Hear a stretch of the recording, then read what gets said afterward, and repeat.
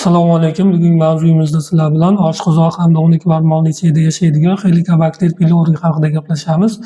Bu Helicobacter pylori oshqozonning 12 barmoqli ichida yashab, epigastral sohada og'riq, och qolganda ayniqsa og'riq kuchayishi hamda og'izda noxush his kelishi, ko'ngillanish, qayt qilish holatlari, undan tashqari erta to'yish hissiga olib keluvchi bakteriya hisoblanadi hamda 12 barmoqli hamda oshqozon tizimida bir qancha ko'plab kasalliklarga olib keladi.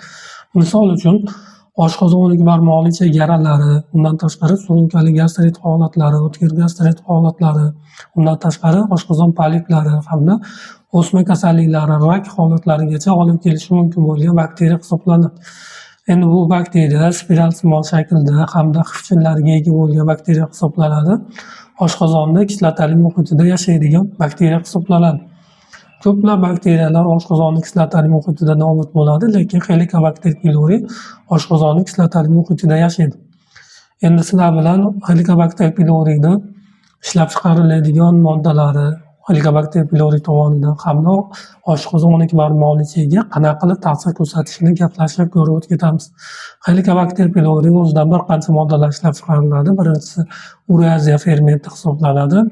Ikkinchisi sitotoksinlar hisoblanadi. Uchinchisi gidrolik fermentlar hisoblanadi. Ureaziya fermenti oshqozonning motivinani ammoniak hamda karbonat angidridga parchalab beradi. Natijada oshqozonda kislotaligini neytrallab berishga olib keladi. Endi shuni hisobiga Helicobacter pylori kislotali muhitda bemalol yashay oladi.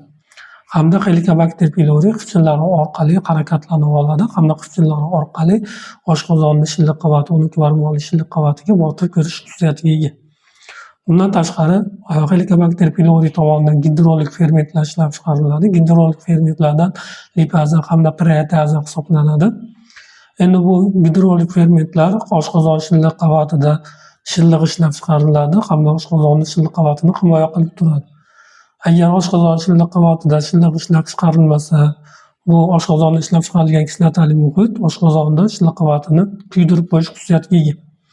Endi bu Helicobacter pylori tomonidan ishlab chiqarilgan proteaza fermenti oshqozondagi shilliqni suyultirib oladi. Natijada shilliq suyulib ketish hisobiga oshqozonning kislotaligi shilliq qavatga kuydirib qo'yish xususiyatiga ega.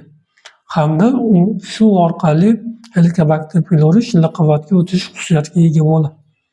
Undan tashqari Helicobacter pylori tomonidan sitotoksin oqsillari ishlab chiqariladi. Bu sitotoksin oqsillari shilliq qavatni hujayralarni o'ldirishiga hamda shilliq qavatdagi hujayralarni tartibsiz bo'linishiga olib keladi. Hamda ikki xil oqsil ishlab chiqariladi. Vaka oqsili hamda kaga oqsili ishlab chiqariladi. Vaka oqsili bu oshqozon shilliq qavatida hujayralarni o'lishiga olib keladigan oqsil, zararli oqsillar hisoblanadi. Undan tashqari kaga oqsiliga keladigan bo'lsak, bu kaga oqsili oshqozonda hujayralarni normal bo'lishini buzib qo'yadi, ya'ni tartibsiz bo'linishiga olib keladi. Natijada polip yo bo'lmasa o'sma, rak hujayralar, rak kasalliklariga olib kelishi mumkin bo'ladi. Bu kaga oqsili bilan bog'liq bo'ladi. Ya'ni Helicobacter pylori bu rak kasalligiga olib keladigan bakteriya hisoblanadi. Undan tashqari bu Helicobacter pylori organizmda, ya'ni oshqozonda ishlab chiqariladigan gormonlar muvozanatini buzilishiga ham olib kelishi mumkin. Ya'ni oshqozonda gastrin gormoni ishlab chiqariladi. Helicobacter pylorini ko'payib ketish hisobiga gastrin gormoni ko'payib ketadi. Gastrin gormoni ko'payadigan bo'lsa, oshqozonda xlorid kislota ishlab chiqarilishining ko'payishiga olib keladi. Ya'ni xlorid kislota gastrinning omili ko'payadigan bo'lsa, oshqozon hamon barmoqli ichagiga shikastlovchi ta'sir ko'rsatadi. Ya'ni qancha kislotali muhit baland bo'ladigan bo'lsa, Helicobacter pylorining yashovchanligi shuncha yuqori bo'ladi hamda kislotali muhit qancha yuqori bo'ladigan bo'lsa, shilliq qavatga shunaqa toksik ta'sir ko'rsatadi.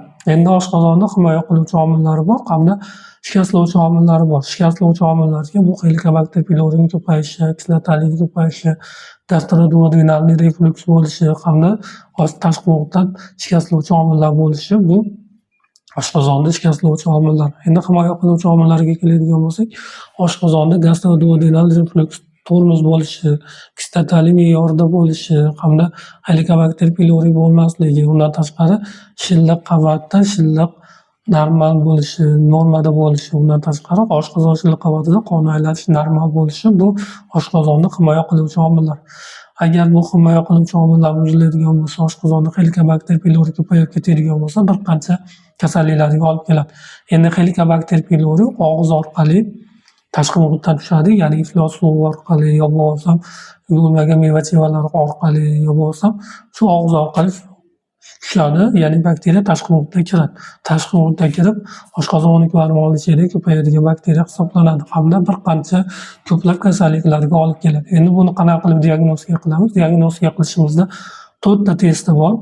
Birinchisi qon orqali, ikkinchisi Figides orqali shilliq qavatdan biopsiya olib tekshirish usuli, uchinchisi nafas testi, to'rtinchisi najas antigen testi hisoblanadi. Eng ko'p qo'llaniladigan usullari hamda aniq samara beradigan usuli bu nafas hamda najas antigen biopsiya test usuli hisoblanadi. Endi qon tahlili bu ko'proq avval o'tib, avval kasallangan bo'lsa ham chiqarishi mumkin bo'lgan holat hisoblanadi. Endi bu nafas testi, nafas ureazemiya testi qanday o'tkaziladi? O'zini maxsus usullari bo'ladi, ya'ni maxsus kapsula bemorga ichiriladi. Bemorga ichirilgandan keyin 15 minutdan keyin maxsus o'zini moslamasi bo'ladi. Shu moslamaga bemor foydalanishi 3 minut davomida foydalash so'raladi. Hamda so'ralgandan keyin maxsus moslama maxsus apparatga tiqiladi hamda shu apparatdan musbat yoki manfiyligini aniqlashimiz mumkin.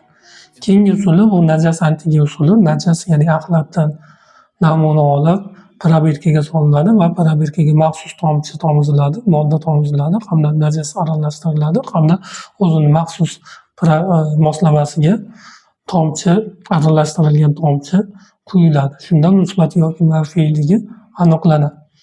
Keyingi usuli Figides orqali, zond orqali oshqozon shilliq qavatlaridan ma'lum bir qismlaridan namuna olinadi hamda o'zini maxsus moslamasiga olingan namuna qo'yiladi hamda bu musbat bo'ladigan bo'lsa, bu Helicobacter pylorini iridaksiya, ya'ni antibiotiklar berishga ko'rsatma hisoblanadi.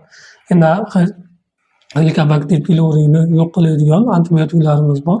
Endi Helicobacter pylorini 3li sxemasi, 4li sxemasi, 2li sxemasi orqali davolanadi. Endi davolashda biz IPP preparatlar, ya'ni oshqozonni kislotali muhitini pasaytirishimiz kerak. Kislotali muhit pasaytirmasak, antibiotik dori vositalarimiz ta'sir qilmaydi. Keyingisi antibiotiklar beriladi hamda gastrositoprotektor dori vositalari beriladi.